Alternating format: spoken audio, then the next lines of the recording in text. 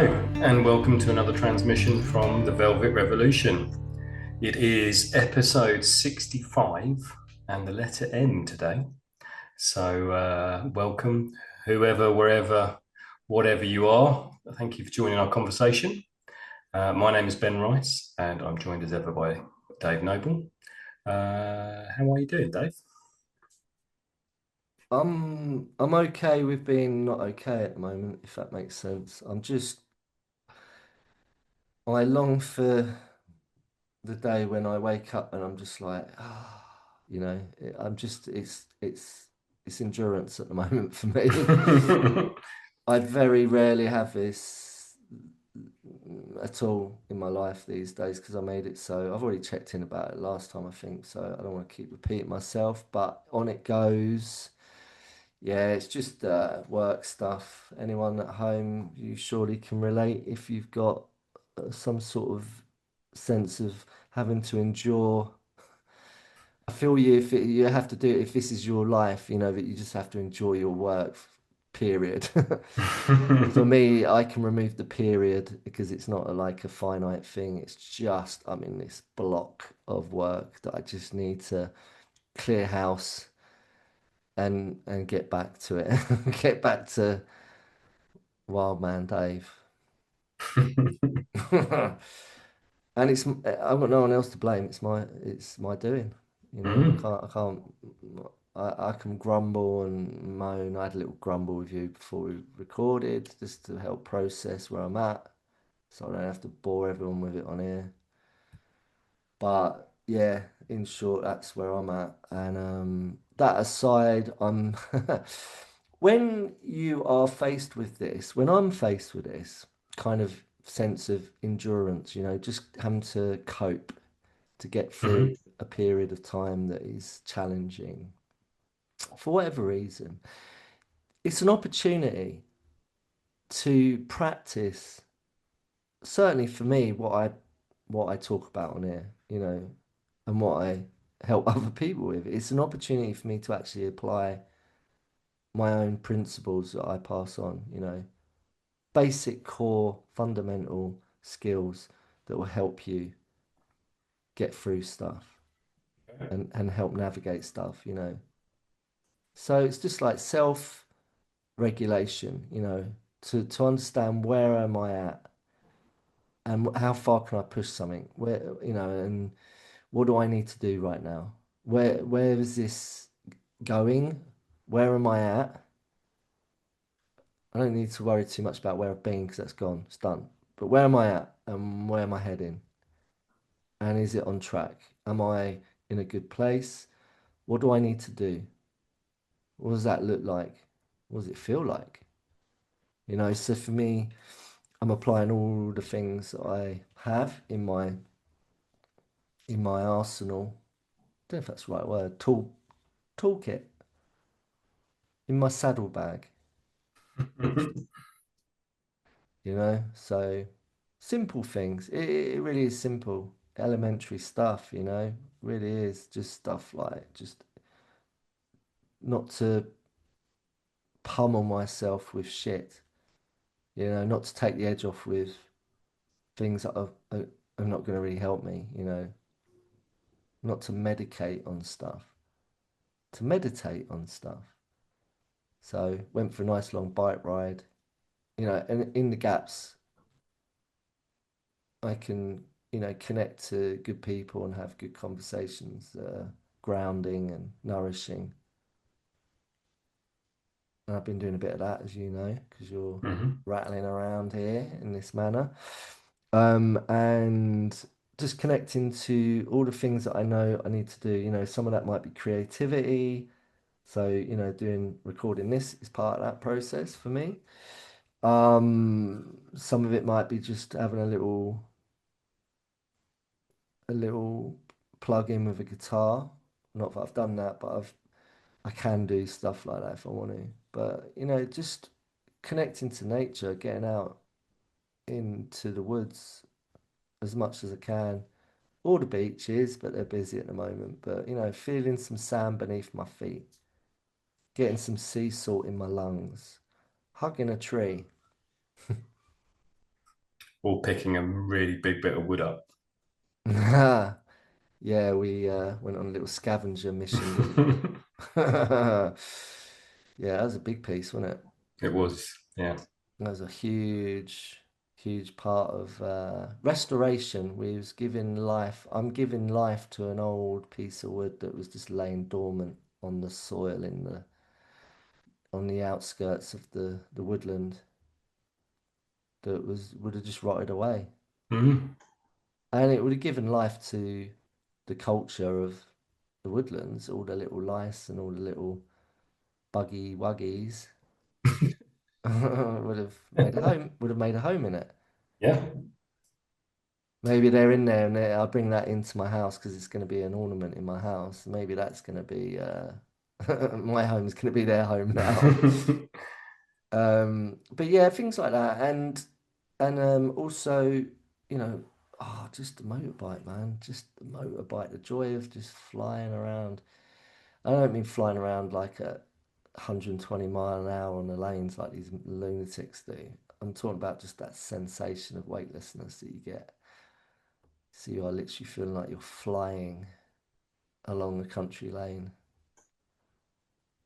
Oh, it's just so nice. So yeah, I feel now I'm talking through it. I actually have got myself into A a calmer zen, state. a calmer zen state, which is there you go. I'm demonstrating what's possible. Hmm. All right, there we go. All right, that's me. How are you? That's you. Yeah, yeah, I'm good. I'm good. Yeah, I've had a day of yesterday of just switching off and just doing nothing, um, which is good. And it's a weird sensation the summer holidays because that's a week gone of 6, and it feels on paper like a long time, but the moment you start actually living it, it just disappears. And like there's almost like a pressure to make the most of it, which is why sometimes I do just need to do nothing and just appreciate the fact that I can do that, because I think there is, there, every time you get time off, it's like, oh, I've got to do this, I've got to do this, I've got to see this person, I've got to do this activity, and it's like, no, I just need to be and be still. And so yeah, had a really nice, just relaxing day yesterday, doing very little, and then this morning, feel refreshed, got up early, went to the gym, uh, did some household chores in my Airbnb, changed bedding, things like that. It's just very nice, gentle life at the moment. I can just take it every minute as I want. There you So go. That's something to aspire to, not just for 6 weeks of the year. yeah, yeah. If I could do that for 52 weeks of the year, that'd be incredible. But You can, if you wanted to. You just got to find a way of getting a passive income around that. mm, mm, And that's the art of life, man, is figuring that one out. It's possible. It is possible. There's a lot of people doing it. mm. Just got to figure it out and do it. And make it sound so Yeah, effortlessless. yeah. It's I think whenever people say that, there is the people that are struggling, the people that are trying to do that work. Like how can I flip everything? How can I just stop it all? And when you do manage to just find those moments, you're like, oh, it feels very simple when it Mm. happens. Um, Yeah. but yeah. Keep going. Keep going. Sorry. Well, I just think I think, as I said, I think it feels very effortless when you've done it. But I think the initial point of just stopping and, Mm. and living that life of expectation, is that the right word? I think, yeah, everyone's sort of trying to have this ideal life. Um, Optimization. You need to stop looking at your watches, working out Don't how fast you kilometer per hour you're don't walking. get me started. how Get me many calories started. you're burning? Fucking hell. All right, no, actually, whilst we're on the subject, let's get into it. Let's get into it, right? Sorry if anyone listening is one of these people, but fuck it, right? Let's do it. So we were out on a walk. Me and Mr. Rice were out on a walk. We was over at this beautiful place. It's like an estate, isn't it? Loads of woodland, and there's a lake, and there's a reservoir, and there's a beach, and there's some coastal going from the woodlands. So there's a lot of diversity there. It's lovely, and it's a bit of an attraction for people, enthusiasts that like to have a ramble. Some families go up there for take their kids, and there's dog walkers, and there's Cat walkers. cat walkers. Yeah, yeah, yeah. Guy with a cat on his shoulder on a lead. That was quite cool, wasn't it? Mm. Um, and and you get a lot of, well, you just get runners and people on bikes, you get all sorts, right? So only an observation, but and I saw you doing it as well. Mm. You're part of the gang, Yeah, yeah. and I was having a gripe at, not you, I was having a gripe at the guy that kept running past up and down, and every time I looked at him, he was clock watching. He's got this little clock gadget on his wrist, and I can only assume it's one of those branded, smartphone gadget, Blake 7 fucking walkie-talkie, read your messages, do your freaking hair in it, whatever you want to do, it does it. Freaking wristwatches. And and and that's in itself nothing wrong with that per se. But there's a bit of an obsessiveness to it that I noticed. Mm. Would you agree? Well, yeah. I mean, I purposefully baited you with that because I knew you knew you would bite. Gaslighting me. But yeah, no, I'm definitely part of that at this moment in time. But You are, yeah. my excuse is because I'm trying to get my blood sugar sorted and my It's never diabetes. enough. Never enough. But and It's like no matter how much you look at your bank balance, it ain't gonna get any bigger just by looking at it. well, if I do measure and monitor, then my blood sugars have gone from 9.2 to 7 in 3 days. So that's Yeah. pretty good. That's a drop of two. Look, okay, look, whether it's your gadget watch, wristwatch thing that does your freaking heart rate and everything else and tells you how many air molecules you're losing each year and all of that stuff, right? Whatever, right? Okay, I get it. It is like an online bank, right? Yeah. Like I said, no matter how many times you look at it, it ain't gonna fucking give you more zeros in the bank. You got to go out and get those zeros, right? Right. Now, my point is that but anyone with one of those watches say, that's what I'm doing. I'm going out, I'm running, I'm doing all this stuff. You're doing all this stuff to do, you know. My point is, stop looking at it, right? Just check in with it maybe once a month and have a look at the review report, like you might, with the bank. It's a healthy thing. Just have a look. Oh, yeah, look, I've got some more zeros in my bank because I've worked all month, right? It's the same with your health, same with your weight. People that are just clock watching, obsess. It ain't healthy. It ain't normal. Sorry, it ain't normal. In my opinion, that ain't healthy. That ain't normal. To keep having to obsessively, I'd I want you to program into that watch on your wrist how many times you look at it. Can you do that? I don't know. I don't know. You can do screen time, can't you, on your phone? So I'm sure there must be something on your wristwatch. I want it to tell you how many times you're looking at it Okay. obsessively. Yeah, yeah. I mean, I've You, turned everything else off. Like because I used to have messages and emails and things like that. So every time it buzzed, you're like looking at your watch, and I just got fed up with that. I So I just, only use it to monitor anything active yeah. because I have, and it's, and I'm gonna, the only thing I would say is that people that need to medically, Oh yeah, God, don't get me wrong. Yeah, of course, bloody hell. If it's life dependent and it's critical, Yeah.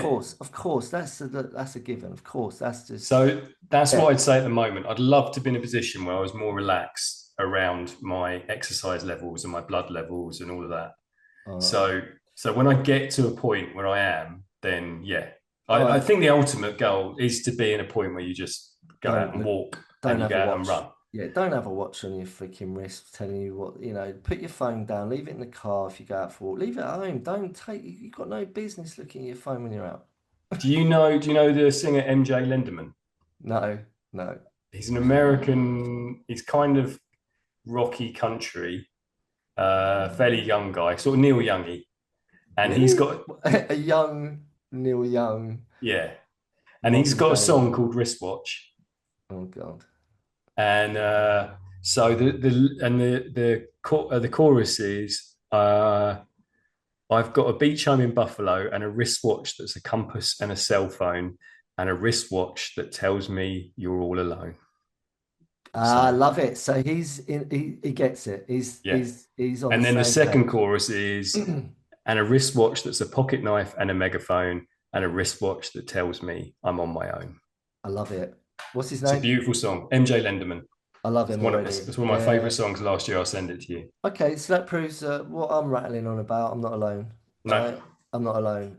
He sees what I see. Yep. Now that guy that was running past us up and down, and every time I tried to sort of, smile, I've smiled every time because I was, taught somewhere along the line that you have your head up and you smile at the world and it smiles back at you. It's good for you, right? It generates positivity, right? Mm-hmm. Um, and it does work. And I'm someone you've been around me enough to know that when I'm out, I'm just, trying to inject, not trying, I inject some good vibes out, right?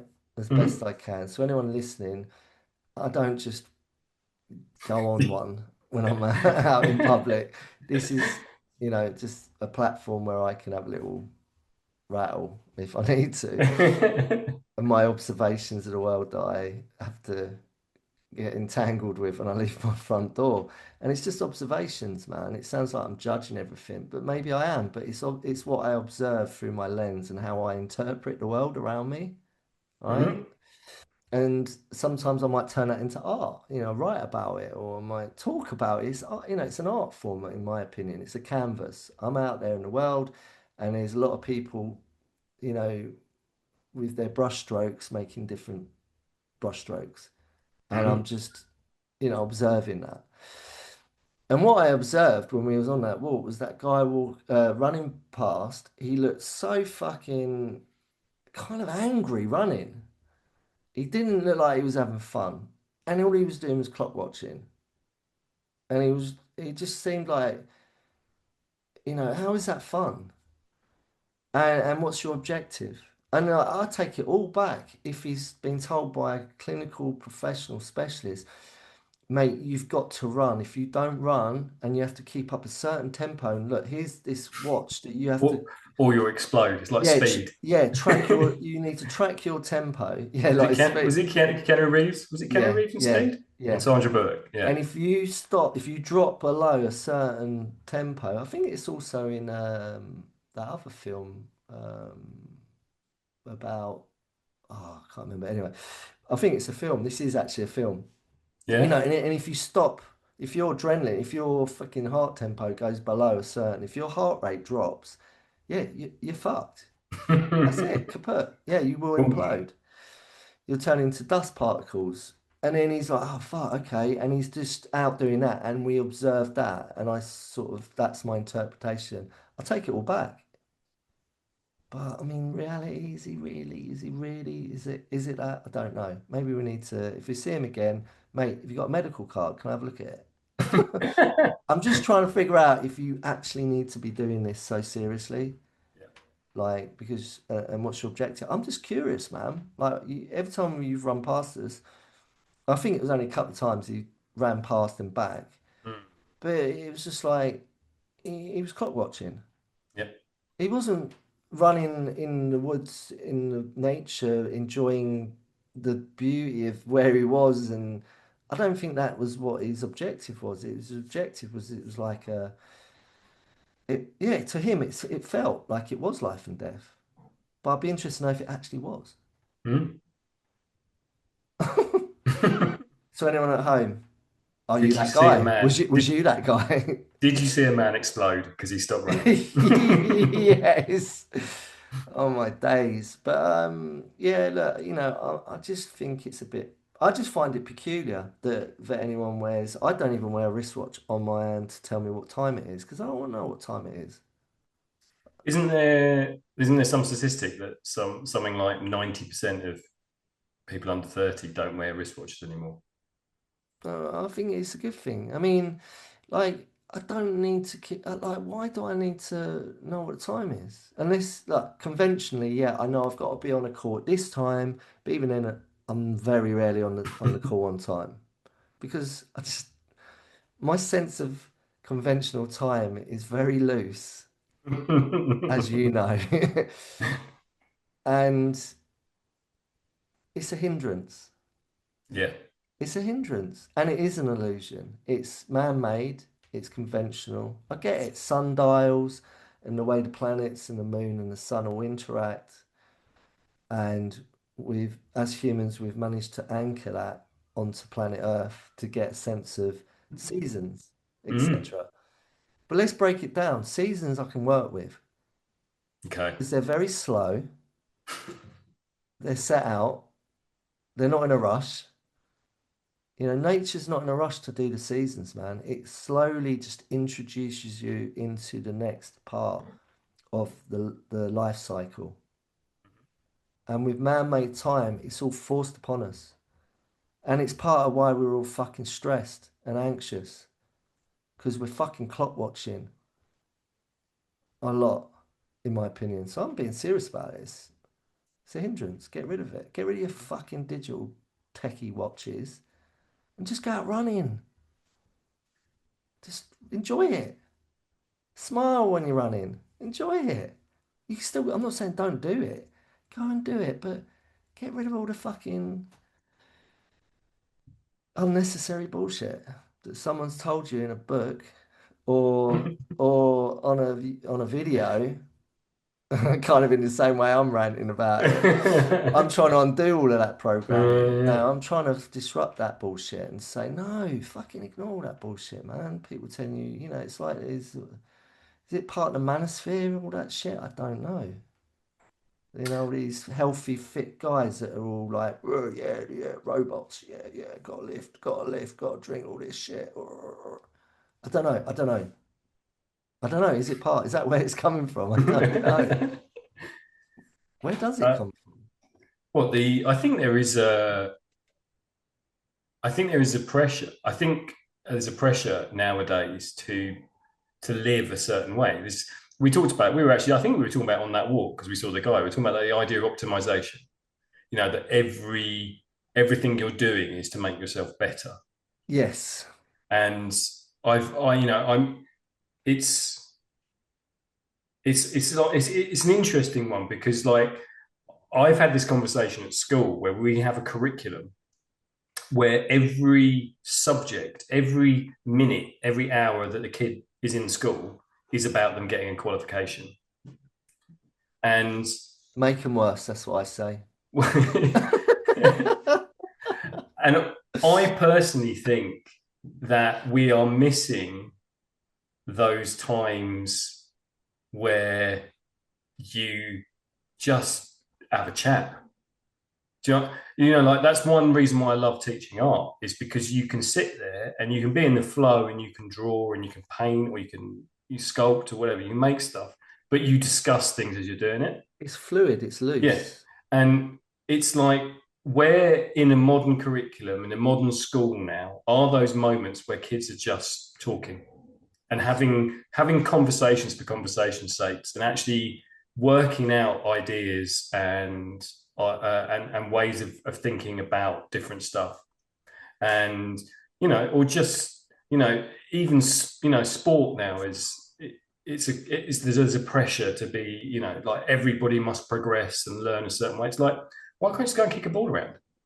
Why can't you just go and like lark So around for a period of time with you with your mates doing some star jumps. I don't know, but it's just it's those moments where school is like we've created a school system at this moment in time where the pressure is constant, and I think that is symptomatic of modern life. It's like Yeah, it's the culture we live in, yeah, man. it's like what you know. You get up at was it? I think it was Marky Mark that published his daily schedule, you know, and it's like he gets up at 3 in the morning and sits in a cryogenic bath for an hour, and then he does some yoga, and then he goes and works in the gym for 2 hours, and then it was like this ridiculous schedule, and it's just like really, is that enjoyable? Like you said, you're measuring, you're monitoring everything. At what point do you stop and relax and just be? What was his objective for publishing it? I don't know. I don't know if he published it or whether someone got hold of Okay. it and I mean, what's come up for me is what is it? There's a saying or a quote. It's the winner is the person having the most fun. okay. Yeah, and that's just it. Period for me. That's it. And say no more. Like, what the fuck? I look for me. Although I'm making passing judgment, observing everyone else around me and how they're doing it and how I think it's just weird. Bring it back to just me. That's all I need to focus on me. Don't worry about everyone else. I'm just sitting in my little ecosystem, doing life in my way, and it works for me. And I know what I checked in with. You know, with there's quite a lot of pressure on me, but that's just the nature of my work. That aside, I have, in the grand scheme of things, that pressure might take out a lot of people, that alone. Mm. It doesn't take me out because I'm very centered within myself. And I've been practicing a lot of methods, and a lot of it ain't freaking waking up at 3 in the morning and then going to bed at like 7 in the evening because you're so fucking done in from all of the I'm doing this, then this, then this, then this, then this, then this, then this, and it's all being tracked on a watch, and I've got this person working on that thing, and I've got this thing for that, and that for that, and this for that. Man, I'm exhausted just talking about that. It's a bit like the tortoise and the hare, isn't it? That Mm, it's that kind of, you know, slowly. It's like I'm just gonna take just, take my time, just consistency, just keep doing what I do, just shuffle around, man. as opposed to racing. Well, I don't Yeah, know why does the hare stop? I can't remember where the hare stops. because he was tracking it on his watch and he had a heart attack. Why does the tortoise win? I don't know the full Because story. I can't remember. he's just mooching. Mm, It's longevity, the middle way. The mm. tortoise is on the middle way. And the hare's just fucking bouncing around doing spikes of shit, and then he's having a crash, but then he can't tell everyone he's having a fucking crash because he's got this fucking persona that he's like a champion because he's doing this champion shit. And the tortoise is just like gliding along and just shuffling in his sliders, just just chilling, you know. And he might be smoking a couple of doobs here and there. No, I'm done. I'm not promoting smoking doobs. I'm just saying Especially that. not if you're a tortoise. They're really Nah, bad for your tortoises. tortoise is just munching on lettuce, Yeah. sliding along in his little sliders and his loafers. He's on Fiji time, man. I talked about Fiji on one of the first episodes we ever recorded. So, and I think it was the first episode. I think it was. So if you're interested, go back to the very first TVR episode A for, and I think it was aggression, and we were talking about how to counterbalance it. And it's all about exposure, and lack of exposure equals, a calmer Mm. existence. And no one's to blame. The exposure we receive. If you're looking at the internet trying to find all of these solutions to your life, you're going to be exposed to some shit that ain't going to maybe serve you. And there's a saying, careful what you read, you might die of a misprint. You've got to be careful what information you're actually applying. Mm. It's intuitive. We've got everything we need. Nature gives us everything we need. Let's take a step back, zoom out, Take your time, slow it down. Don't rely on technology and a fucking clock and a load of people that think they know what they're talking about. I ain't got a fucking clue what I'm talking about. But I know what works for me, so I just apply that. And that's my point. You got to figure out what works for you and apply it. You Hmm. don't have to do what everyone else is doing just because it's fucking trend. Anti-trend, man. That's what I'm all about. Yeah, Walk your own path, man. Walk the path that works for you. And it might be a tortoise path. And if it is, you're going to have some longevity. and a lot of this. Yeah. Anyway, should we just get on with it? Yep, I think that's a Welcome to check. the TVR. The 20-minute check-in. So, your turn to pick, I believe. Yeah. What level are we on? We are on the letter M for mother. Cool. I had a little spurt of being given a fuck to sort of say, subscribe, follow, like, Hmm. share, comment. Click And buttons, push buttons. yeah, I can't be asked to keep doing it, if I'm honest. No, I'm not you're doing it done. for that. I'm doing it because for the love of art. I'm doing this because I just want to turn up and have a little, chinwag with you, talk about some stuff, unpack some stuff, help process some stuff, and then put it out into the ether for eternity. And if people find it and they get something from it, bish bosh, bonus. The only thing I would say is like if you're listening and there's something in it and you think, do you know what? I think that Ronald would like to hear that, or Agatha. Because everyone that's listening is in an old people's home. Ronald, Ronald or Agatha. I don't know why I said that. I think I watched something on Ronald Reagan, and I definitely have. I bought my mum some Agatha Christie books for her birthday, Uh, so they're at the forefront of my mind. But um, I don't know, just picking names out. But if you feel like they might need to hear some of what we're sharing, pass it on. That's all I will mm, say. thanks. Okay. Right. So we're on M for mother, yeah? M for mother. And in the M section, we have manic, manipulate, masking, which we've done already, modest, moderate, masquerade, misunderstood, miserable, melodrama, melancholy, and malicious. It's got to be more than that. No, it's not. It's loads of ends. You got a good choice next time. Cool. Um, What you feeling, Mr. Rice? kind of want to do manic. Hang on, we did Mars. What was the other M? Must have done two M's already. Misunderstood. Ooh, that was a good one, I bet. They would have both been good, I'm sure. Good subjects, good Yeah, yeah. topics. Yeah, let's go for manic and see where we get to. Manic, Yeah, manic. yeah. I think yeah, I'm just redlining it now. Why manic? Why manic?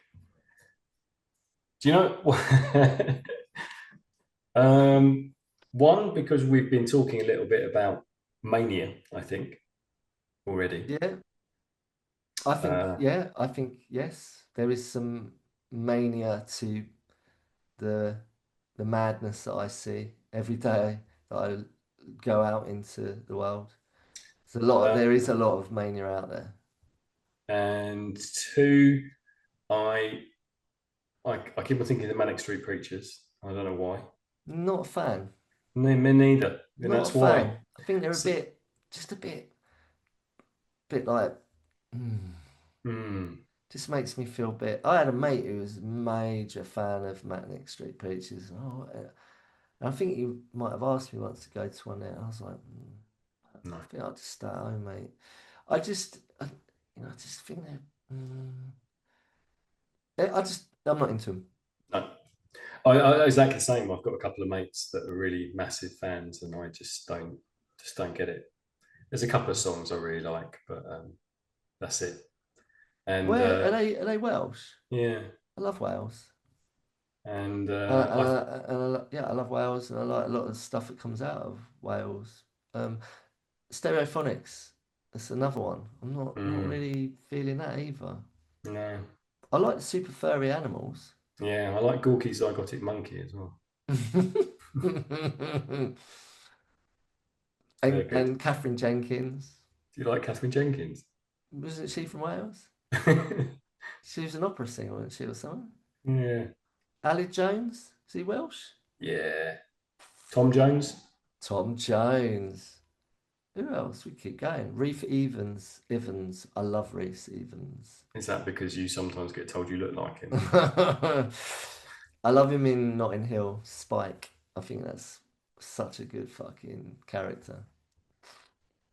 Yeah. Yeah. So Um, yeah, that's why I chose Manic because I wasn't. I was thinking, no, I'm not going to choose it because it's the Manic Street Preachers, and I don't particularly like them.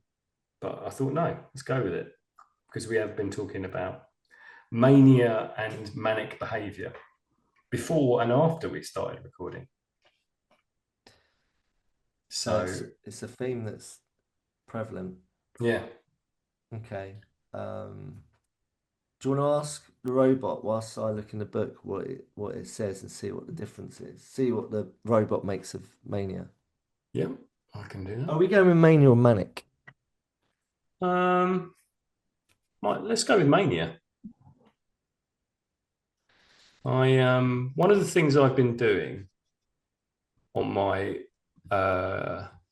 not doing anything days is I've got into the Manic Street. I've got into That'll do it. That will certainly bring your freaking heart rate down to a point of sleeping. is Oh, sorry. No, what I oh, mean by that is it's quite relaxing music. yeah, It's yeah, not, yeah. it's To me, quite, it is anyway. yeah. I've been watching the American Shameless, and I'm on season 2, Mm, and I quite like it. It's really? not, yeah, it's different to the English one, obviously. Yeah. Different characters, American vibe. Um, but it has got a character that's got really, the mum has got really bad bipolar. Mm, And there was a horrific episode at the end of season 2 where she does something horrible to herself during a Thanksgiving dinner. And yeah, it's pretty brutal. But again, it's that mania, which is if you look at if we use the word mania, mania is a mental health state defined by an abnormally elevated mood, very high energy and intense activity that lasts for at least 1 week. It's a key feature of bipolar disorder, although it can also stem from other medical or psychological causes. okay. Can I just add to that? The big book of words says mental illness characterized by an overactive imagination and excited activity. And it says an extreme enthusiasm. And then it gives an example his mania for cars. Mm. The origin is Greek, like a lot of things Mm-hmm. that appear to be so. Madness comes from madness. Okay. Um, yeah, it's calling it an abnormality or obsession. So Impulsive behavior, taking big risks, spending too much money, or acting without thinking. yeah, so anyone that's like, you know what I was talking about them digital watches, people tracking everything. This it seems like that's quite manic Mm. because of what it's saying. Obsessive abnormality with an extreme enthusiasm. Says it in here. Mm.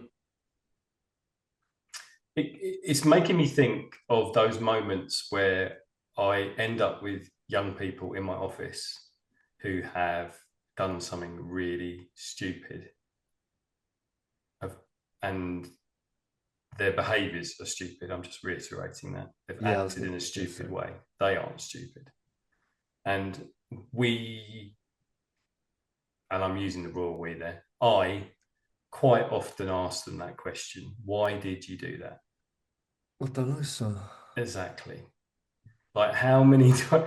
What do you mean? Why there? Was there any sort of impulse, or sorry, was there any thought in your head? Oh, I I'm don't, going to do this. I don't know, sir. Mm. And it's the most ridiculous question because 9 times out of 10, if a kid has misbehaved or done something really ridiculous, the chances of them going, "Yeah, I did that on purpose. Yeah, I really thought if I do this, then this person's going to get really hurt." It's like it's the last thing that's happening is any sort of forethought as to why or how your behaviors may affect someone else. Mm. So that impulsive, I'm just gonna throw this shoe at someone's head, which is something I dealt with in the last week or two, and it all escalated because then the shoe got thrown back twice as hard, So and you then threw the shoe at the kid and then he threw it twice as hard back at you. if only it was me. It was, yeah, and this young person was like, but all I did was throw my shoe at them. And it's like, yeah, but from you throwing a shoe at them, they've now thrown the shoe back twice as hard. Then you've chased each other around the school. You've slammed into doors. You've ended up creating this huge drama because you thought I'm just going to throw my shoe at them. And it's like, it obviously came off their foot. It was lying on the floor. They thought, oh, I know, that'd be a good idea. I'm going to pick this up and I'm going to throw it at someone. Like, what are they thinking at that point is going to happen? And the chances are they aren't thinking that anything is going to happen or looking at that chain of events. It's not like a chess game, is it? If I do this move, then this is going to happen. And that would be the issue, wouldn't it? If you had someone that was that calculated going, yeah, if I did this, then this is going to happen and I'm going to get this outcome. I mean, there are examples I feel of that could take place where there's some, that antagonism is premeditated and calculated, I feel, where Mm-hmm. someone's like, I'm going to do this thing because I know it's going to cause a reaction. That's definitely a thing, definitely. Yep. But I think what you're describing, and I think, for a lot of people, myself included, I just had this sort of vacant space in my thinking, in my thought process. And this is my formative years because I filled that vacancy with presence, consciousness. Mm-hmm. So I think what it is there's a void. There's a void in the unconsciousness. So there's like we all have this conscious part of our being, and if we're not operating from that place, we're going to be in the unconscious part of our being, and there's a void, and in that void exists. Um, it's almost like it's cloudy. It's cloudy. There's not a lot of um, clarity there for consequence. There's not a lot of clarity there um, for for outwardly looking. The self-awareness part, the external and internal awareness to look objectively or subjectively at any situation that you are interacting in. There's like a vacancy there. Mm-hmm. And I think until you find the presence of consciousness that only arrives when you make it so. I think it's not just a given. I think maybe when you're younger, anyone listening, like that sense of like everything was just so, you're in the moment. You see, it's like dogs on the beach. They're just running. They're so fixated on the ball, and they'll run and get it, and then they'll bring it back to their owner, drop it, and then they're just like, and they're so in the moment, they're so alert and so present with it. So I don't think dogs ever lose that. That's just part of their nature. That's what a dog does. And cats are very similar. I watched Rupert. He's the greatest master of Zen I've ever had. I've been very fortunate enough to and blessed to have the realization that I've got an incredible teacher right before me, and there's a lot of stillness with that. And I can watch how he is and how he lives his life. And I've learned a lot from him. And there's a lot of presence of consciousness with what he does, where it's just like he's just in the moment. On any given moment, that is what's going on for him. Very alert, very present. The only time he's not in that space is when he's completely asleep. Same for dogs. But even then, I think they've got this sort of sense that, if they smell food or danger or fear, and I guess humans have that as well, unless we're completely anesthetized, you know, on something and we're completely fucking blackout unconscious, and we just don't have that.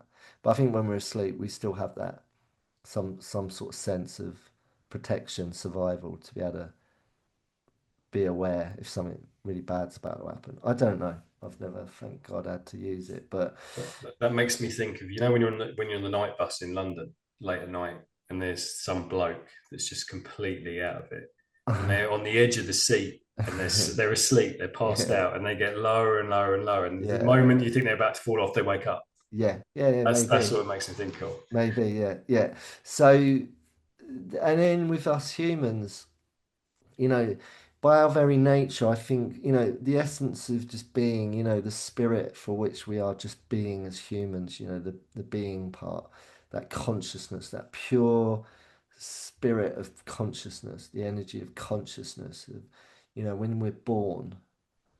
I definitely have that sense that I had that when I was younger, just running around in the woods or on my bike. And up until a certain age, I had this sense of aliveness, this being of just being in the moment, no matter what I was doing, whether it's sport or drawing, creativity or adventure, curiosity. There was that connectivity to what I'm talking about. There was a conscious part of me that was very alive and very present. But then life happens and we start to disconnect from it. I've talked about it so much on here before, I'm sure. And for some people, and especially the people that you have in your school, they're completely severed from that conscious part of them very early on in life because circumstance. Mm. And they have to cocoon themselves in like this armor. So consciousness lives on the other side of that armor, and they're cocooned in their armor, sometimes just completely unconscious, and they act out unskillfully. And there's a vacancy in that very being of existence. And how many people listening can say, maybe I relate to that in some way? I know I do, you know? From an early life, shit happened to me where I just had to put a, quadruple layer of armor around me, to to cocoon myself from from a sense of danger that I had, insecurity, whatever. And on the other side of that is consciousness. Maybe I'm very conscious within that cocoon, but the fact that it's like being in an air bunker. There's not a lot of air in there. Metaphorically speaking, it's very claustrophobic in that space. Metaphorically speaking, when you're in that sort of sense of, there's a world out there and it's very scary, and I'm very vulnerable within this interaction with this big scary world. So I've got to be in this like air raid bunker, metaphorically speaking, this cocoon, this armor, this shielded refuge that I'm taking, refuge from. And maybe there is some consciousness in there, but you are completely disconnected from everything outside of that. and there is a vacancy in there. There's only limited amount of air in there, metaphorically speaking, to be able to function. So is it any surprise that there's some dysfunction going on? And part of that, a big part of that is mania. Everything I'm describing is manic by its very nature. It's not healthy. No. It's survival. So I say that a lot of humans out there, myself included, I'm part of that, but I've got some certain skills and tools that I've developed over many years of practice and doing and ultimately being that enable me to be very safe and centered in my own sense of refuge. But there's lots of air where I am. I have a lot of oxygen in my refuge that I've created that I have that can help me navigate through life, you know. And there's not like a separateness. It's not like there's unconscious out there, consciousness and connection out there, and I'm separate and disconnected and unconscious in here. There's not a separateness or an indifference.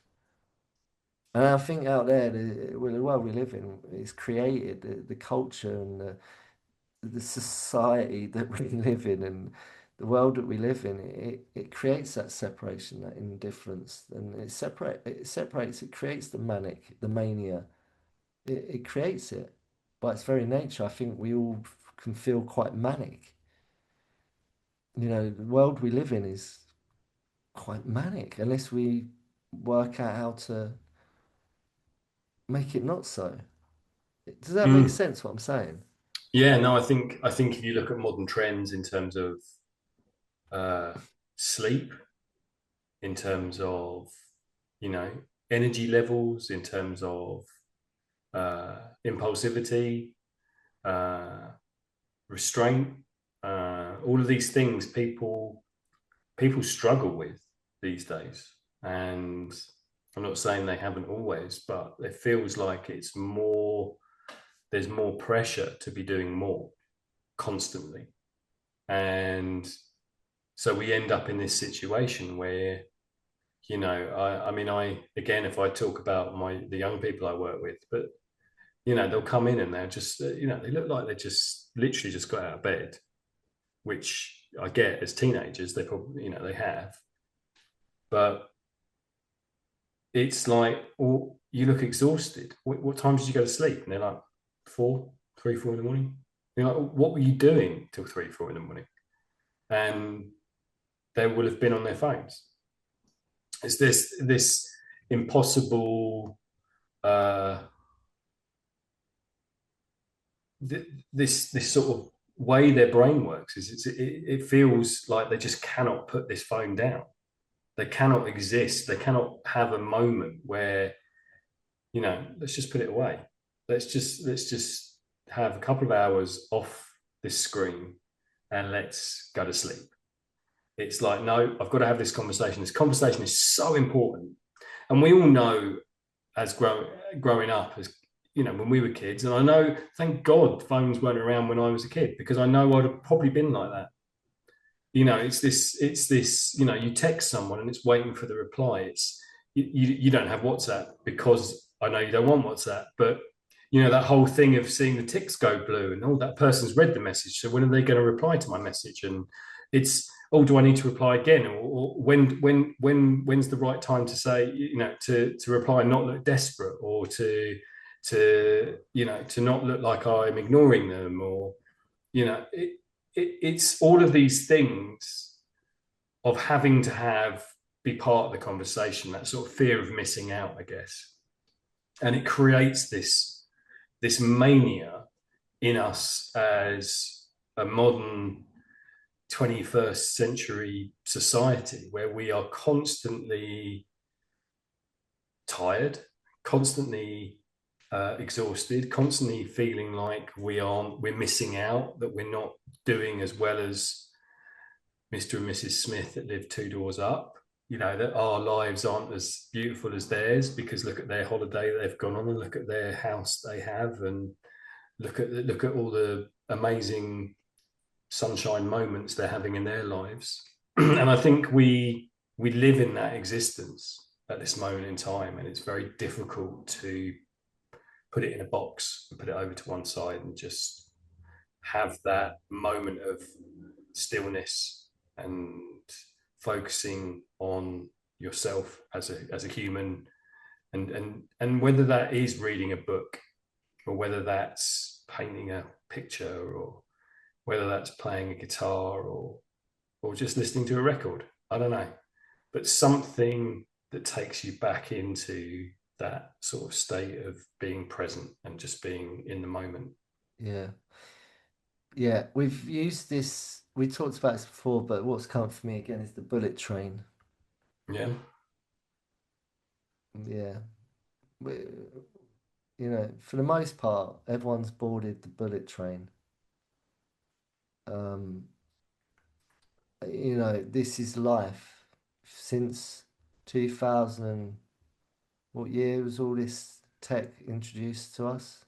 Like the tech that everyone's 20, addicted to. 2010 is when the spike went Okay, ridiculous. right. So let's just say everyone really got on board the bullet train 2010, right? Yeah, so 26 we're in now, so it's 15, 16 years plus, because, let's just say majority of, not everyone in the world, because there's a lot of people. I just watched a beautiful film last night on the Amazonian, and the great work they're doing in that part of the world, and it's not everyone, there's a lot of people. I like to watch a lot of National Geographic, and it gives me a lot of respite. And I love watching films, documentaries on the wilds of Alaska and the people that live there. I just love, that's my escapism, And as you know, I'm looking at, wild camping and tents and getting all my gear together so I can just ride my bike into the wilds and get immersed in even more of what I love doing, which is just separating from this mania that is the fucking modern world, right? And but the bullet train, right? So if you think that for the most part, not everyone, but a large proportion of society is completely just walked. They walked to the station. They bought their ticket. No one pushed them on the fucking bullet train. They bought a ticket and they chose to get on the bullet train, right? No, I've got off of it. I went on it and I got off of it because I thought, "Do you know what? It's going too fast, man. I can't handle it. I can't see the fucking world around me with being on this bullet train. It's going too fucking fast. I'm not enjoying it. Don't like it." So I got off. Got off at the first available station that I could get off. In fact, I didn't wait for the station. I did a James Bond move. I fucking jacked up one of the skylights and I fucking jumped into the fields as it was hurtling along. Yay! I'm free from the bullet train. Jumped on a little pony. Did you have a parachute? I'm No, imagining no, jumping out no, and the parachute taking you up into the air, and then you sailing gently no, down onto this pony. no. I No, freestyled it. freestyled it. Did a couple of James Bond rolls across the Okay, field, right? right. And I saw a pony and I said to the shepherd, "Can I have your pony?" And he was like, "Yeah, no problems, brother." It's like, "Nice one, peace." So me and the pony went Did across. you swap anything for this pony? I gave him some shirt buttons. That's Okay. all I had on me at that point. And they'd all ripped anyway and popped off. So it's, yeah, mate. And so anyway, look, point being, I got off the bullet train. I did buy a ticket, so I can't blame anyone else. I went and bought a ticket for that bullet train, but I had the sense of, I wouldn't say urgency, but the sensibility for myself, because I knew what was right for me. I can't talk for anyone else, but I knew what was right for me to just go, I don't want to be on here no more. So I got off of the bullet train, right? And I chose just to meander across the plains of wherever the world offers on my little pony, right? I'm imagining quite a small pony and you being quite a tall guy. It's giving Don Coyote vibes. It's like But it could be a donkey, but I wouldn't want to. Like, actually, pony, donkey. No, it's not. I'm trekking. I'm walking. okay. Right? I'm just slowly mooching across. Me and the tortoise. We're just cruising. Right? So you've now swapped the pony for a tortoise. Yeah, yeah. Okay. All Okay. right. Got my little pet tortoise with me. My little Okay. tortoise companion called T-Bone. T-bone.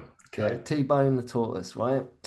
So it's me and T-Bone, and we're just fucking chilling, going across, like enjoying it, real time, present, conscious, taking it all in, hugging some trees, doing a little campfire, yeah, living off the land, just immersing ourselves in the world around. My head up, going, oh, this is beautiful, lovely, meeting some nice people along the way, having some beautiful, very, very beautiful experiences, right? Anyway,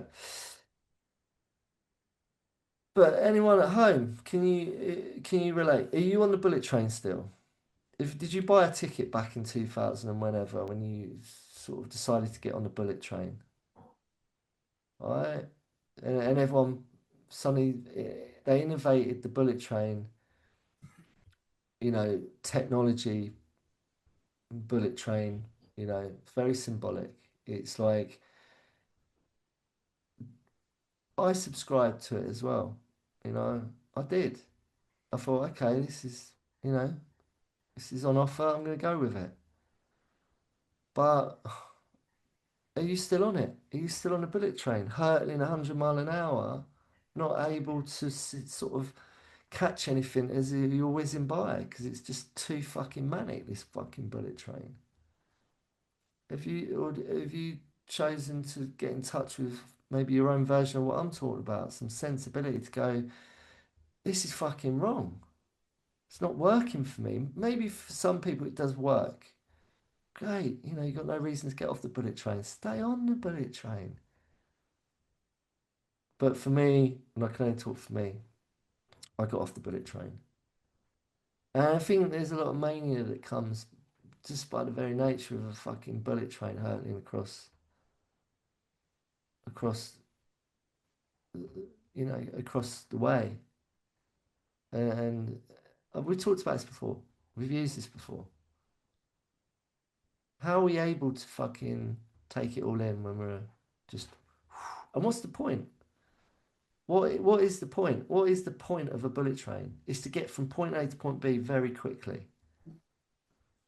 But is it a better experience? Are you seeing what you need to see along the way by going from point A to point B very quickly?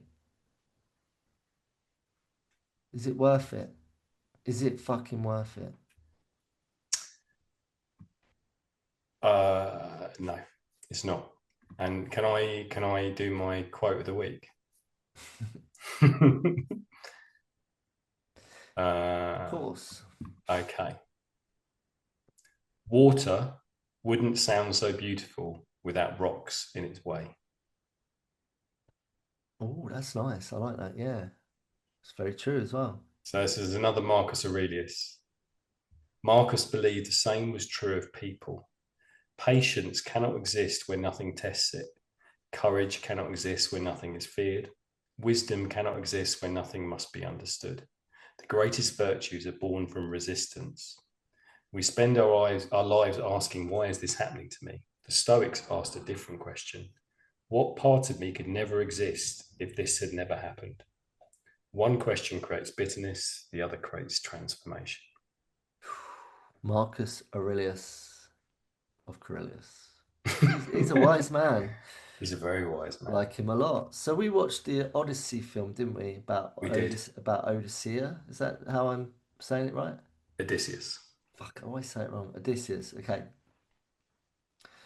Anyone at home, have you seen it yet? If not, go see it. IMAX film. We didn't watch it in an IMAX movie. It's only until after I realised it was an IMAX movie and we meant to watch it in IMAX, but it was still fucking great. And I looked for IMAX tickets and they are sold out until September. That's how many. Well, in the big IMAX in the South Bank in London. I mean, That's, That's how many people want to see it wow, in the big wow, screen. wow, wow. I don't think I'm gonna feel overly compelled to go and watch it again because I feel like I got through. I made it. It's a long film, very good film. I love Christopher Nolan. He's a fucking the OG of film, and incredible, incredible film. Really good.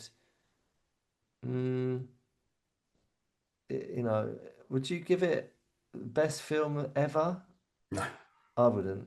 no. It's a good film. It's a good film, but it's not a It great film.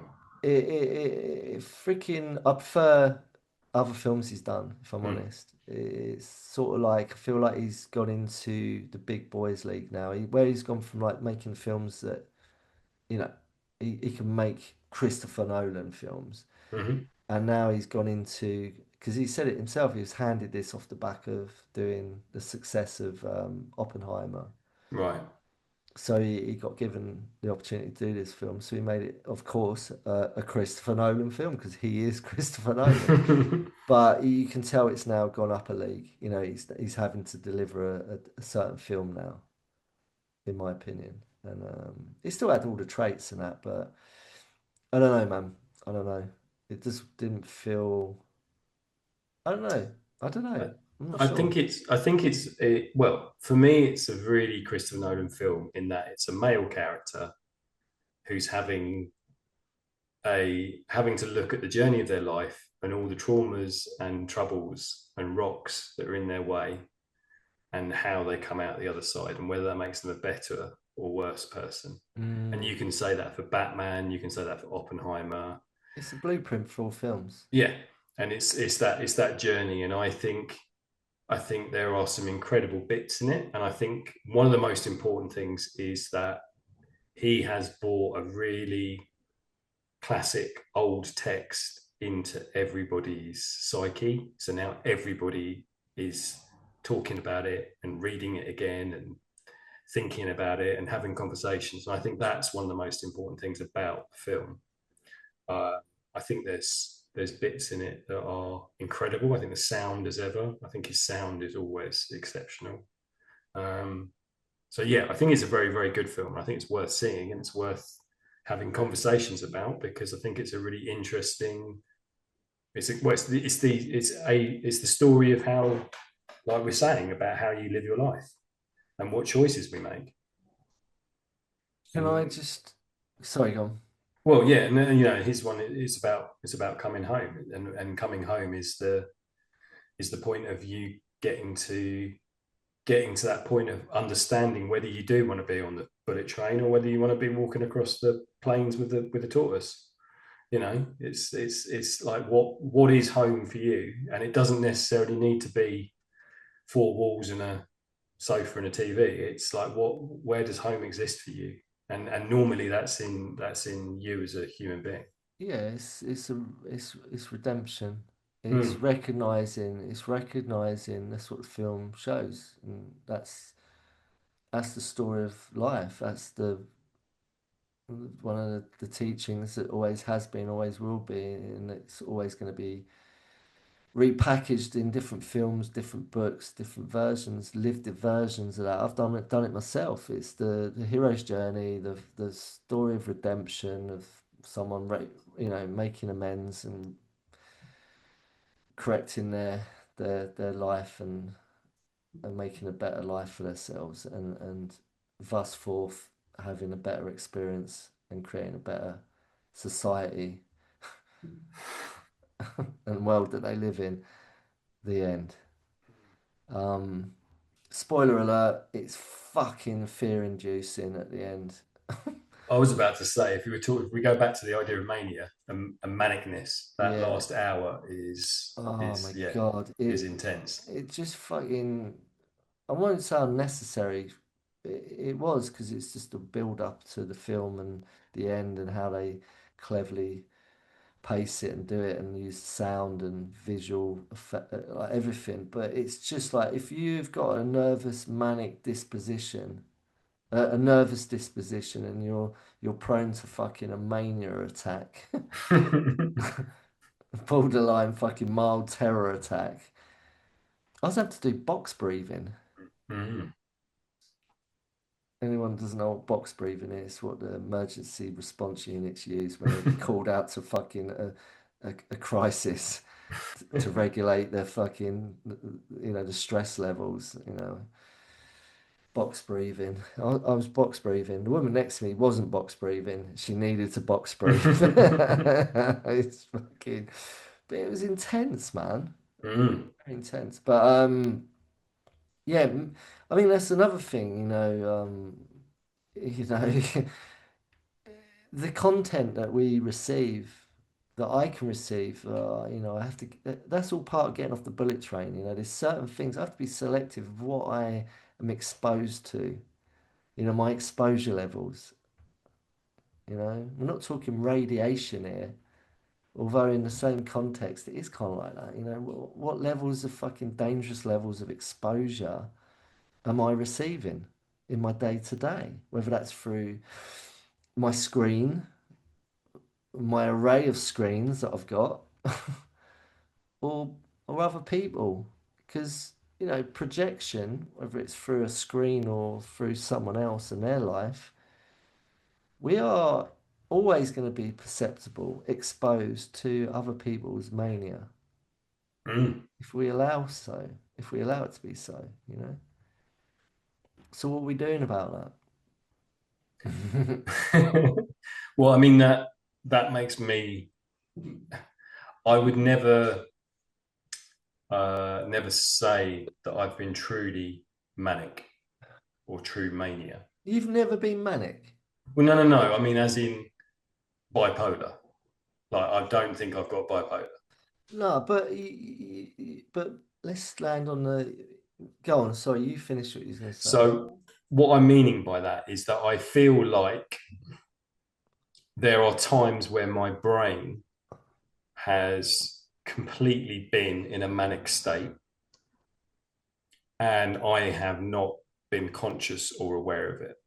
So I think of times where I have got caught up, and it tends to be when I'm in relationships. It tends to be in relationships where I find someone who I can lose myself in. And the chances are, if I lose myself in someone, that there is going to be a level of trauma, because I know that is where I find a level of solace and a level of home. Your trauma or their trauma? Well, it's like a trauma match. A trauma bonding. Yeah. And I will end up in a situation where I get caught up in that mania and manicness. So even though I like to say I've never been manic or never been fully on that to the level that you would describe someone with bipolar, because I have met people with this came on the last episode, bipolar. I don't know why we're on this at the moment, but I've Mania. yeah, Mania. Mania.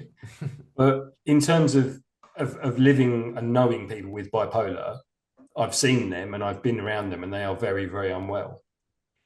I again, maybe I'm sort of I am not admitting to myself that there's times where actually I have been very unwell. And I've talked about my breakdown before, which was a point where I didn't recognize how manic my behavior was. It was only people around me, family and friends that knew me, that were like, you are acting really, really odd. You are You're, whack, man. yeah, you need to go to the doctors now. And I guess that is part of it, is the mania. When you get into a state like that, you don't know, you don't recognize, because you just assume it is your normal. It's not like it's a sudden switch and you go, oh my god, I'm thinking like this, it's completely different, and I'm acting really strange, and it's just like I'm suddenly, or I've descended into this state of being that means I'm not thinking straight, I'm not acting normally, I'm not sleeping, I'm not doing the things that I would normally do if I was acting skillfully and rationally and considering how I was being. And that the last time, well, the last time it happened, as I said, it was a full breakdown, and it was me going to the doctors, and I've talked about this before, but the idea that I had to get a doctor to write it on a bit of paper and sign it, and it was only when I had that bit of paper in my hand that I actually went, oh God, yeah, I'm not very well at this moment in time. And it's a state of mind where I wasn't aware. So I started this conversation, or started this little moment with, I don't think I've ever been manic, but I quite clearly have. So I'm in complete denial, I guess is what I'm saying. I mean, I'm laughing. I relate. I relate. Okay, I've got a lot of um, manic evidence in my life, and I've got a lot of people that will back that up and support it and say, "Yeah, of course you have, Dave." Which I know anyway. I'm very aware of all of this, and I could literally, well, I fucking written a book on it, so it's all there. It's all there in freaking writing. It's all mapped out. I've mapped out my fucking manic escapades and my manic exploration and my manic depression and my manic um, just everything's manic related, it's all there. I know it is, I know it well. It's what I get into when I'm dealing with other people's mania, because that's how I connect. It's like, oh yeah, me too, I'll tell you the depths of my mania if you want, and then I'll tell them my depths of my mania, and they're like, oh fucking hell, and it sort of normalizes it in a way, and that's how you can connect to people and start to really help them, Um, and I guess that's what maybe that doctor did for you was he gave you permission to be to be in that place of like, oh, okay, this is where I'm at, right? But it's like, what do we do with it? What do we do with it? But I'm laughing because I relate, right? I'm not laughing at your mania, but I also think, fuck it, it's really important to just laugh at the mania, laugh at our own fucking crazy shit, man. That's part of the problem. Is there's a lot of like, so what you've described is, yeah, you said about denial, of course denial's there, but we normalize it. Humans normalize whack behavior. We're very biased. We always talk about this. We're very biased about that sort of shit, We defend it, It's not me, it's you. Oh, we defend it ourselves when we're doing it, I can or defend do it. you think Humans do. I mean, other humans. people have defended your mania when you've been in that state, or do you think other people have called it Yeah, out? of course, because I had a bunch of fellow maniacs that I used to roll with, and we used to do we used to do quite a lot of crazy shit. Together? And our mantra was, fuck it, it'll be all right. Yeah, yeah, That was yeah. our Okay. mantra. It was like someone would go, should we, we're already pushing it to the edge, and then someone will jump in and go, let's push it even further to the edge, to the point where we're going to fall off, and we all know we're going to fall off the edge, but let's fucking do it anyway, and we'd all laugh and go, fuck it, it'll be all right. That was our mantra. So I was surrounded by fellow maniacs. And if So anyone tries to come into that world and not be and then, say this isn't right, then you're like, no, out. yeah, they would just think this fucking we, they wouldn't have any place. We had a lot of people like in the place that I grew up. There was a lot of maniacs, right? And there was a lot of mania. It was just a manic time, right? And there was a lot of reasons for that, and a lot of elements, and a lot of it was, coming of age, drug exploration, chemical enhancement, finding your place in the world, and adventure and a sense of curiosity and experimentation. So you throw all that into the mix and you've got a bunch of maniacs, right? And we used to have other maniacs say, you're fucking mental. So, when you've got a known maniac calling you a No fucking, maniac. even more of a maniac, you take it as like a little bit of a, or not saying everyone else does this, but we did. We took it as a fucking compliment. Badge of honor. Yeah. Now, a lot of the young maniacs that I work for and with, young mavericks, but they are young maniacs, not too dissimilar, right? They've got their own version of that. Now, some of them haven't got the pack, they're on their own doing it. Hmm. But when you've got a pack, it's really hard to, when they're on their own, it's isolated. You can kind of single them out and go, look, this isn't normal. Like everyone else is sort of doing that. You're just on your own doing this. Do you not think it's, can you see that's a problem to you? Do you not just want some friends to roll with? And maybe some of the sort of mellow, mild maniacs have gone, he's too mad for us. We can't deal with that. And that's a common thing. Hmm.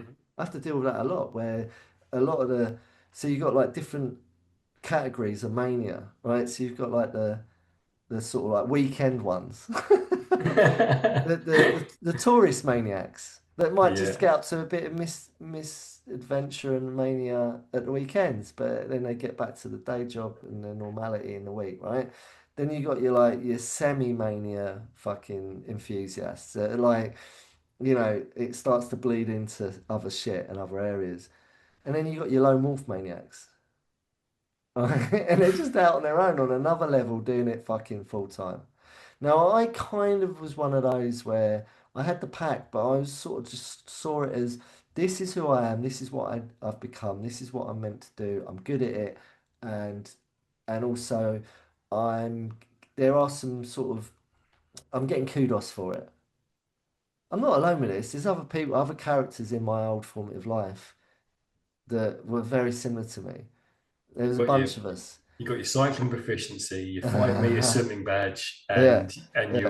your maniac And badge. it's a persona, right? And it's ego driven, a lot of it. And a lot of it's all coming from a place of fear and insecurity. And it's very is like a very unskillful, unknowing, unwise ignorance to it, you know. Um, but anyway, if you're with the pack of fellow maniacs, you there's a camaraderie to it, and I don't know, man. There's a lot of traits to it. There's a lot of characteristics to it that I still tap into to this day that I do some really cool shit with and good shit with. You know, the obviously I'm not self-destructing. And I'm not creating misery or for myself or anyone else or the world. But there are some characteristics to it that are pretty incredible actually. To be able to stay in that mania and exist in that world and not kill yourself or be killed is quite a fucking art form. I mean, there's a skill to that, to be able to endure that. And I think that's the problem for a lot of people, is they've become so good at it and it's so normalized because we like I don't know about everyone else, but I was able to really normalize it and kind of function in a way where it was totally dysfunctional, but functional in a dysfunctional way, if that makes sense, that you get away with it. That's the problem. If you can get away with it and you got no reason to fucking change it, you ain't gonna change it. And that's what I have to try and, or not just try, I mean, sometimes it is just trying, but this is what I engage with and spin. I have to flip that. I have to meet what I'm talking about with my own tactical, you know, gameplay to flip people out of that mindset because it is a Your mindset. your tactical nunchucks. Yes. And it is a mindset set and it's an attitude that we can develop, humans can develop from maybe it's at school we develop this sense, or it might be the family home. There's a lot of mania at home, and we just have to, we develop skills, man, and we just to get through it. And we take those skills into adulthood and to life and to our working situation, our friends and our relationships and our interaction with the world. And so, I don't know, that's how I see it. Mm. I know mania well, man. I know it well. I know my version of mania well. I know what it means to me, and I know the nature of mania very well. My version of it, and I don't know what I'm talking about. Whether what I'm saying, other people go, yeah, I actually that sounds kind of that's familiar to me. Not maybe in your own story, but in maybe it's a son or a daughter or a family member or it could be your spouse, your whatever. I don't know. Could be you. But then are you going to actually Well, acknowledge it and yeah. register? Is that going to land? Are you going to go, yeah, that's me? Mm. Yeah. I know that's my last monologue started with, yeah, I don't think I've ever been manic. And actually, it should start with, yeah, I've been manic lots of times.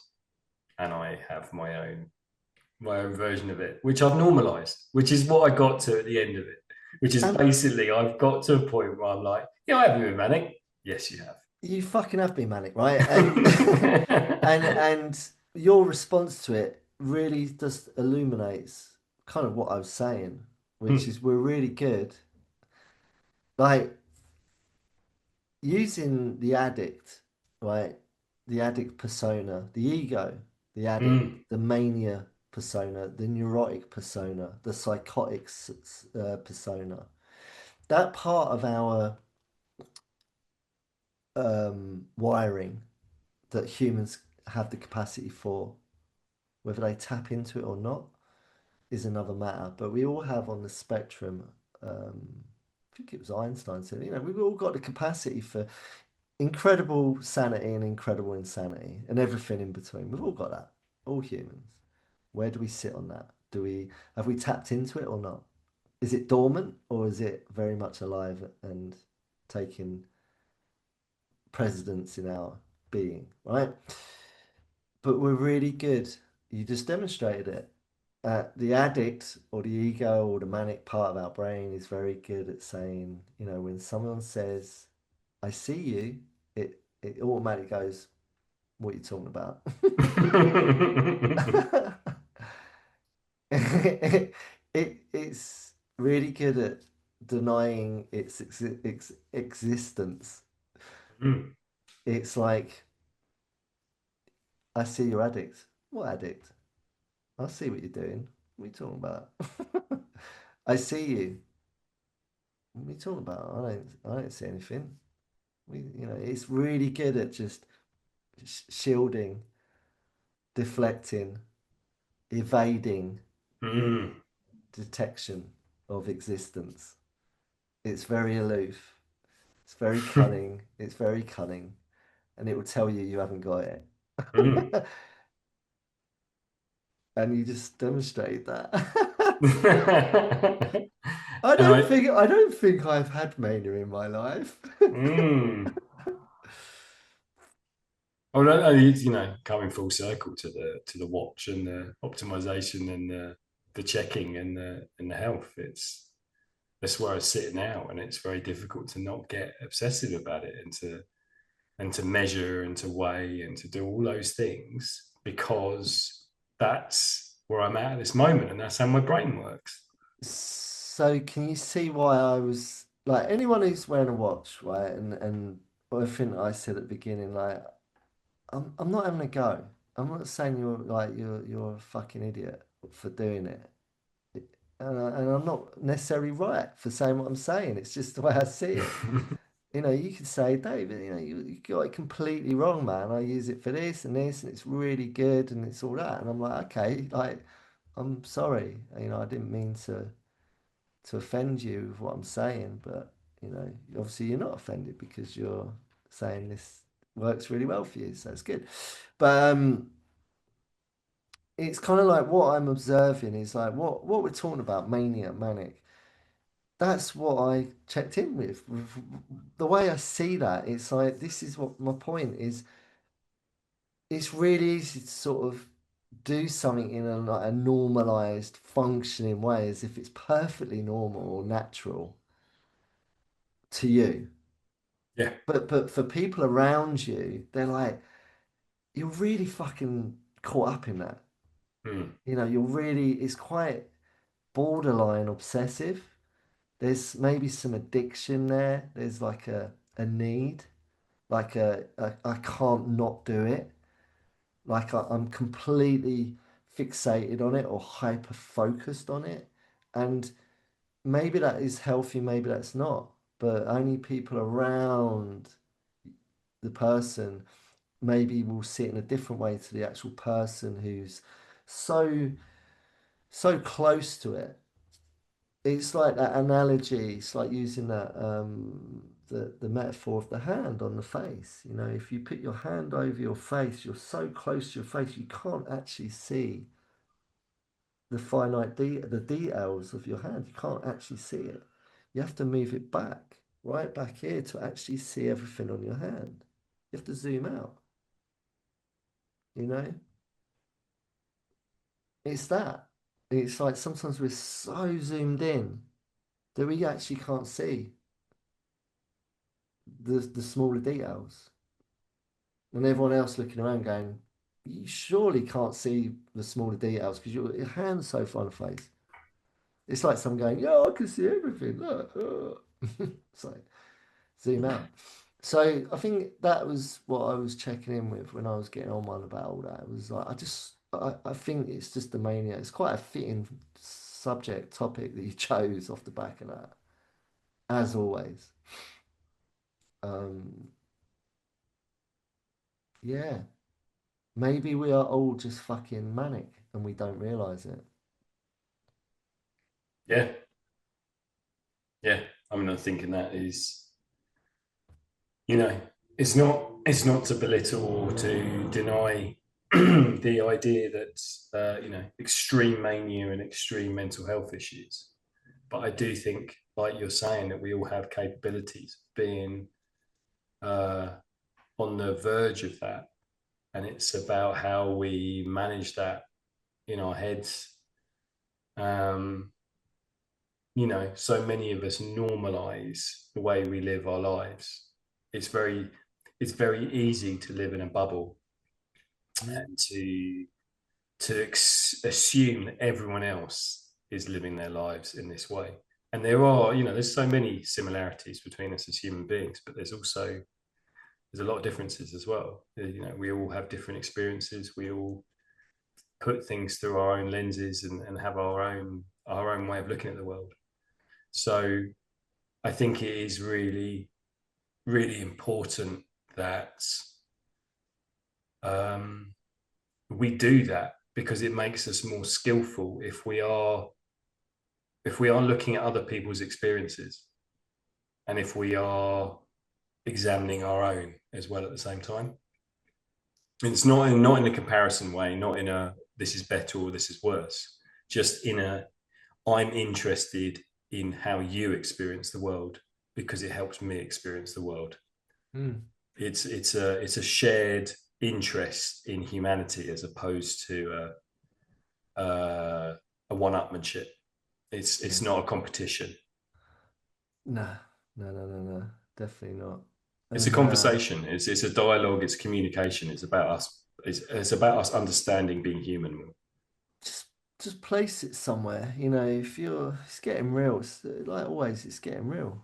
You know, where am I at with this? You know, am I struggling? Am I struggling with someone else's fucking mania? Or am I just struggling with the mania that I feel is being projected onto me by the world? You know? Or am I just behind closed doors fucking manic? You know?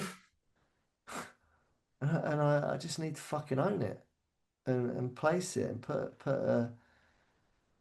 it not in a box because it just you put mania in a box, it ain't really going to do anything other than just going to fucking sit there in a box. And then you open the box one day, it's just all going to be there still. I feel like when you put is it sourdough where you get the sourdough starter kit and you put it in the fridge and then it just expands. I Mm. feel like that is what if you sort of put it in a box in the fridge and Yeah. ignore it, then you open the box one day and you're like, oh my god, how did it get to that size? Yeah. It's like It, it's something if you're not. again, if you're not skillful about how your own brain and your own experience is working, then there is that danger that it gets to a point where it's too Mm. big or it's all consuming, and you realize that you've got your hands in front of your face and you can't see anything. Yeah, absolutely. And I think it's important to bring into conversation if you're going to talk about, if we have mania, what do we do with it? And the obvious one is to, and that's what I did, I tried to self-regulate it, how can I, I found a lot of things that were useful for that. A lot of drugs could really help with my mania. I'm not talking about drugs I got from a doctor, although some of them were from hospital, some good drugs you can get from a lot of places which can help numb and and sort of sedate that mania and you know but a lot of them weren't legal and they had different side effects, shall we say, and they only got me so far before they stopped working, and then I was still left with the mania. Plus, I've got an addiction to substances that I found it really hard to stop, and they've got their own sort of um, reaction. They create a whole different situation, and part of my mental state of being separately, plus on top of what I'm already trying to fucking medicate on. So, that mania ends up being even worse. So, for me, everything I've had to deal with has all been through a sober lens, and I've managed to do it. And mania only exists when I take it on from other people's worlds, and some of that is work and there's a financial exchange and it's part of what I do for a living, and part of it is I'm being of service and helping people with mania, and some of it's just projected onto me, and that's where my boundaries have to be tight.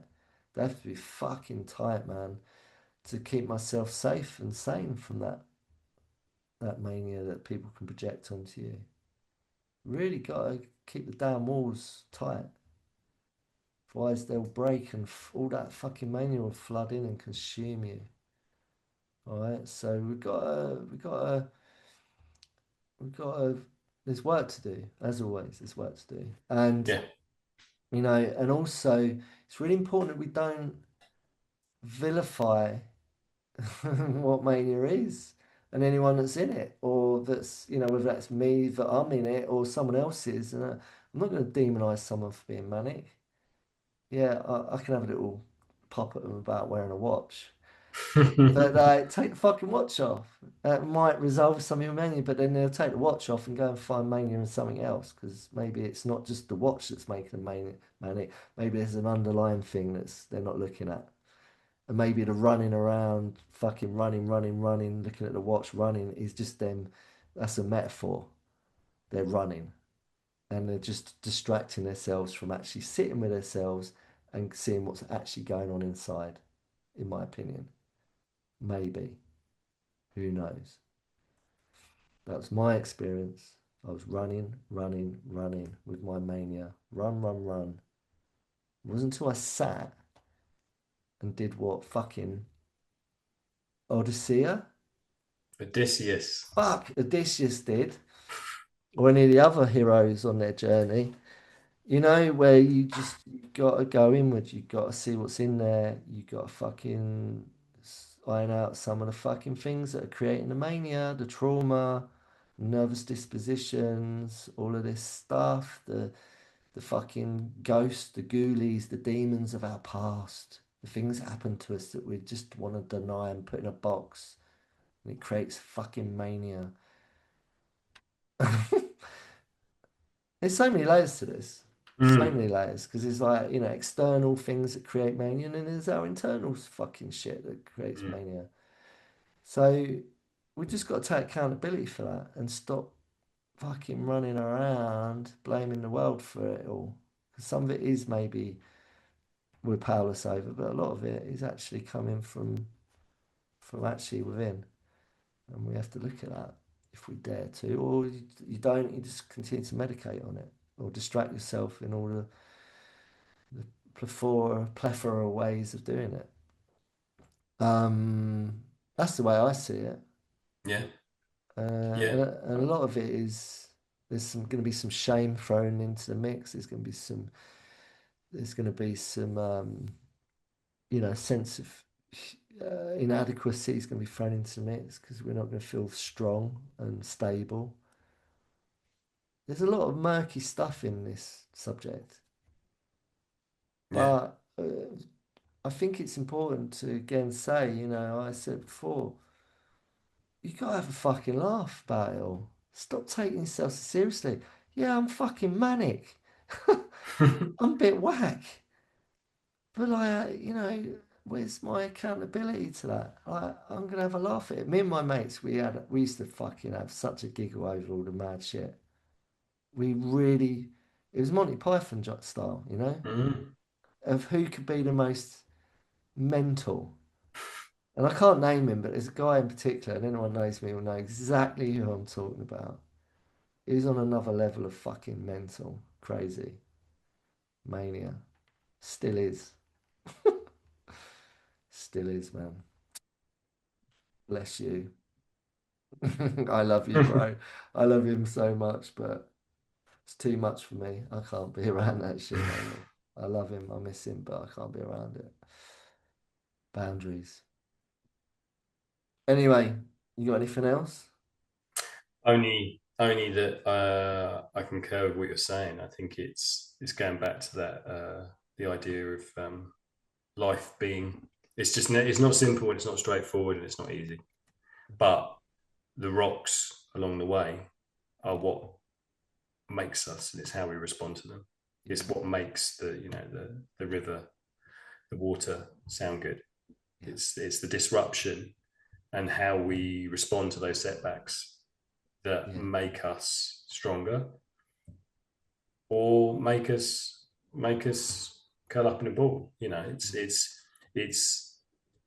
it's that journey that we're on that is life and is so difficult at times. It's not straightforward, and I think the reason we do this is to have conversations, is to have communication about stuff that's not easy and is not straightforward.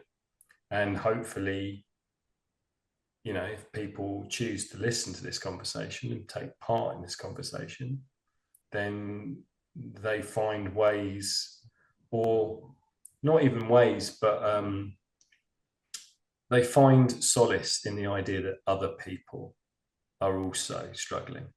We're mm, all strugglers. We're all crashing against the rocks, but it's about whether we can keep going and yeah, and how we respond to crashing against the rocks.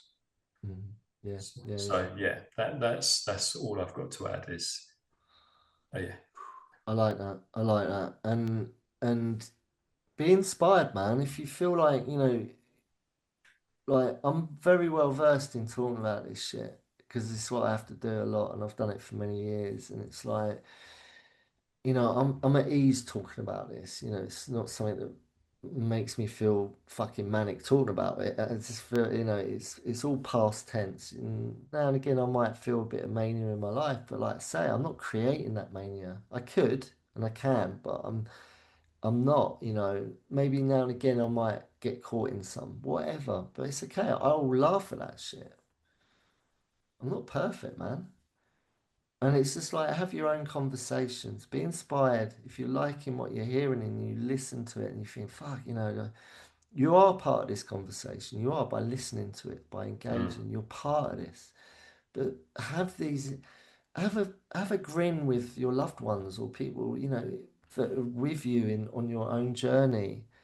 And don't be afraid to fucking shine a light on the little things that we might normally, keep on the down low because we feel ashamed of or whatever. And it's like, no, of course be discerning, you got to be able to feel safe in what you disclose to people, but talk about it, you know? Use your voice. It's your power. Talk about it. Laugh about it. It's okay. Nothing bad's going to happen by talking about it with someone that you trust and feel safe with. That's what it's all about. That's why I've managed to get to where I'm at, is by just doing that with all the things that I need to look at. It's okay. There's no big monster. It's not. Go and see Odyssey. It's all in there. All the monsters, the demons that we think are there. It's all part of the. You just go and watch the film, man. It's all there. Okay. Shall we finish? Yeah, Teacher, can I go home now? yeah, you can. You can. You can go to the toilet. It's fine. You can have a break. Okay, good. Right. All All right. right. See you on the next one. Take care, my friend. See you later, man. Bye. Bye.